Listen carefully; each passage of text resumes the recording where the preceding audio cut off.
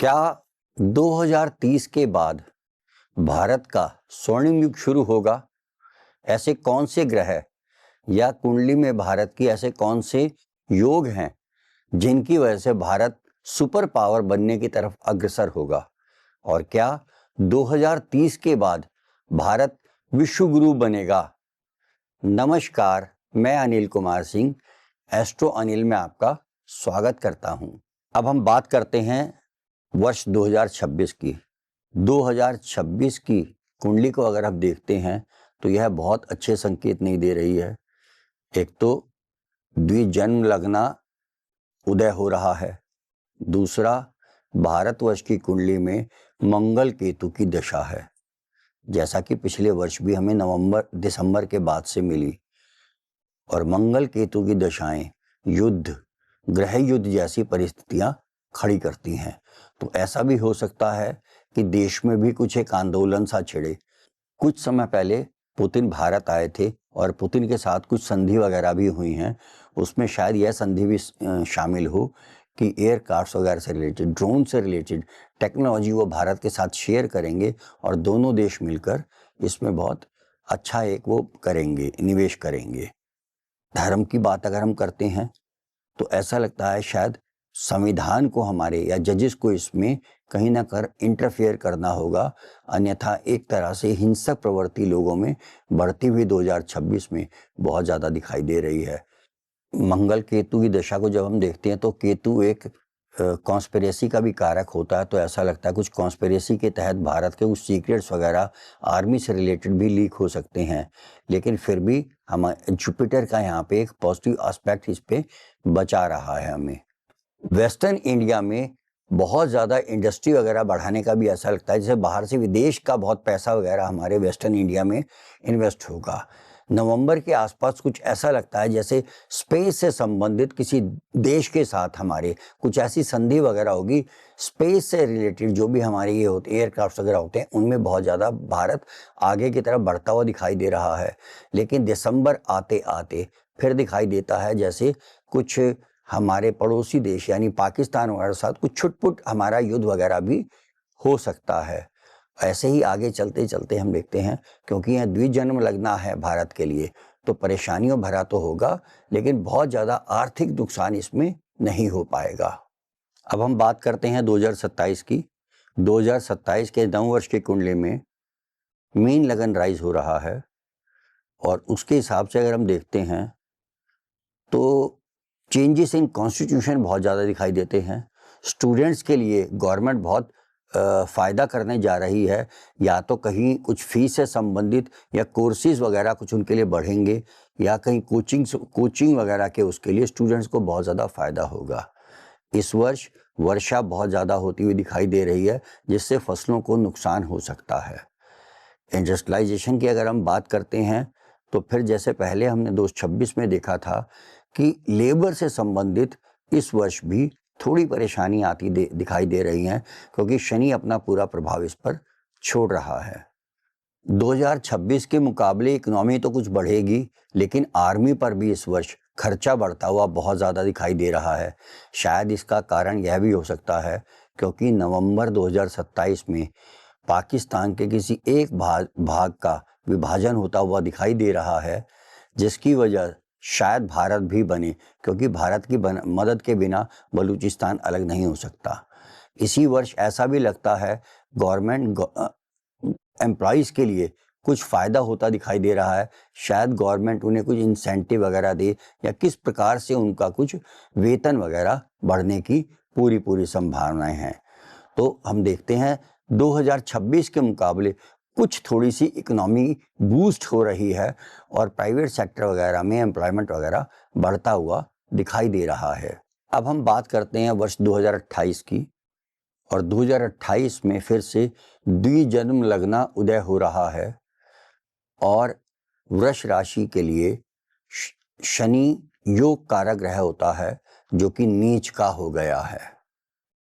तो यह वर्ष फिर से ऐसा दिखाई देता है कि शायद कहीं भारतीय खजाने पर एक ब्रेक सा लगता हुआ दिखाई दे रहा है। सरकार के लिए भी है, एक खतरे की कुछ घंटी सी दिखाई देता है। लेकिन अगर हम देखें शुक्र कृतिका नक्षत्र में है, जो कि एक राजयोग होता है, जैसा कि सचिन तेंदुलकर की कुंडली में है।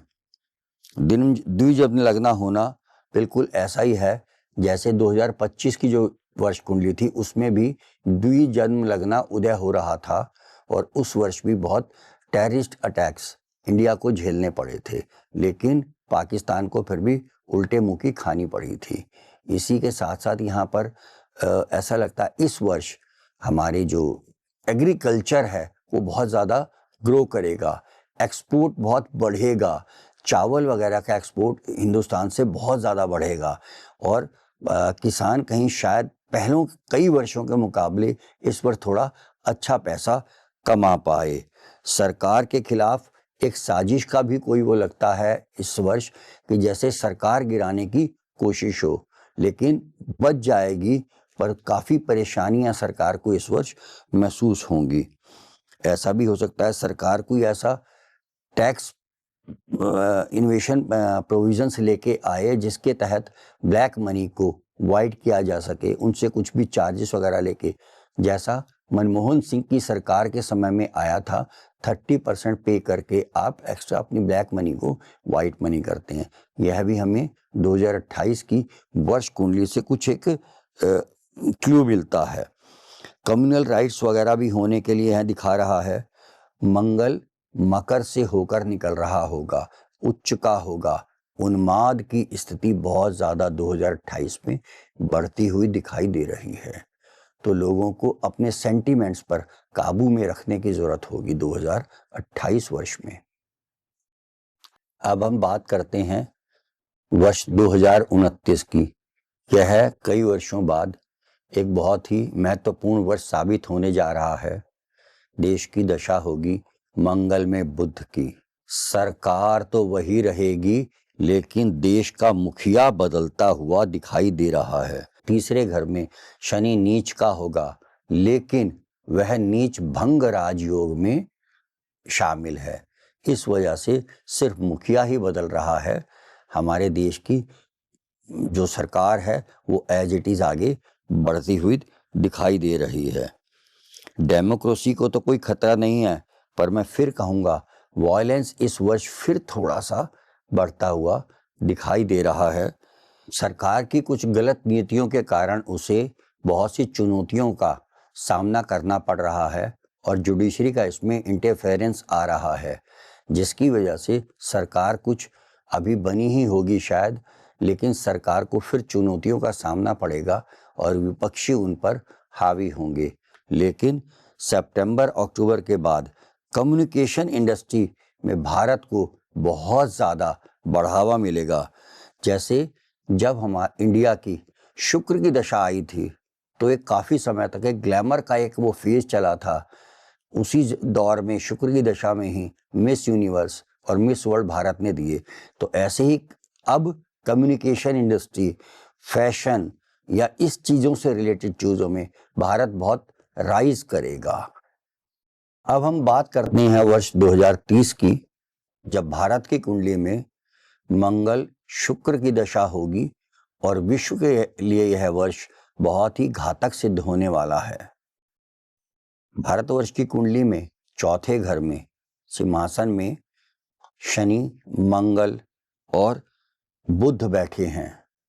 बहुत ही स्ट्रॉन्ग पॉलिटिक्स इंडिया में उस समय, या सरकार हमारी बहुत स्थिर होगी और बहुत ही मजबूती के साथ लोहा लेने के लिए अपोजिशन से खड़ी होगी। साथ ही साथ जब तीसरे विश्व युद्ध की घोषणा भी जैसे ही शनि रोहिणी नक्षत्र में आएगा यहाँ से शुरू हो जाएगी, जिसमें भारत एक बहुत ही इम्पॉर्टेंट रोल प्ले करेगा, और यहाँ से भारत के विश्व गुरु बनने की एक स्थापना होगी, और विश्व में यह एक अपने परचम फहराने के लिए यहाँ से यह अपने आप को तैयार करना शुरू कर देगा।